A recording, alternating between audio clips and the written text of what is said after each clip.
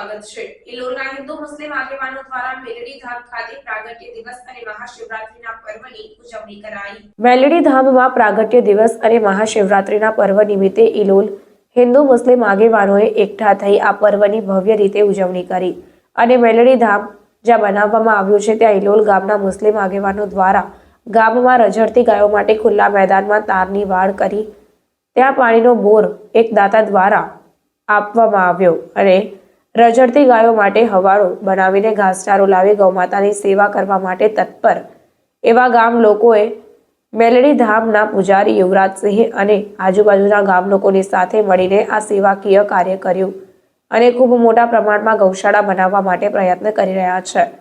તો સરકાર આ બાબતે ગૌમાતા માટે વિચારી આ જગ્યા ફાળવી આપે તેવી ગામ લોકો દ્વારા કોશિશ કરવામાં આવી રહી છે। ઇલોલ ગ્રામ પંચાયતમાં યુવરાજસિંહ બાવજી દ્વારા અપાયેલ અરજીને અનુસંધાને કલેક્ટર સાહેબને ભલામણ કરતો ઠરાવ કરી આપેલ છે અને આ જગ્યા પર મુસ્લિમ કોમના આગેવાનો દ્વારા અપાયેલ દાનથી તથા પંચાયત બોડીના સહયોગથી આ કામ થયેલ છે અને આ ગામ કોમી એકતાનો નમૂનો છે।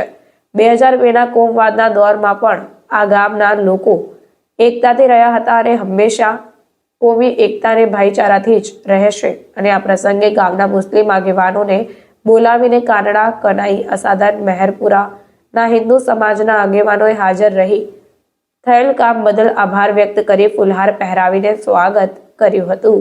આપ્યો છે અને બીજા દિવસે પાણી માટે હું બોર કરાવીશ તો દશરથસિંહ જ્યાં હોય તેથી ઝડપથી સ્ટેજ ઉપર આવે।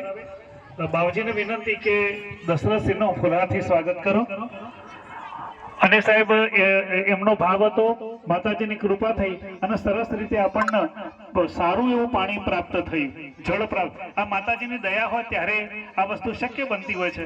વડીલોના આશીર્વાદ, માતાજીની દયા અને આપ સર્વેની સારી ભાવના કોમો હિન્દુ ને મુસ્લિમ કોમી એકરસથી આપણે એકબીજાને હળીમળીને રહીએ છીએ અને આજ આવા પ્રસંગોમાં આપણે ભાઈચારાનું એક ઉત્તમ ઉદાહરણ પૂરું પાડીએ છીએ। મીડિયાના અને પ્રચાર પ્રસાર માધ્યમોના જે મિત્ર હોય એમને હું તાકીદ કરું છું કે આજના આ પ્રસંગની નોંધ લેજો। છાપાની અંદર, ટીવીમાં કે મીડિયામાં, આપણા સોશિયલ મીડિયામાં ત્યાં તમે વાયરલ ગામના આગેવાનોનો આપણે પૂરેપૂરો સપોર્ટ મળે અને આપણું આ કોમ બહુ આગળ જાય એના માટે આ પદનું હું ભલામણ કરું છું અને રામજી જે આગળ બોલો આજે આટલું બધું કર્યું એમનો પણ ખૂબ આભાર।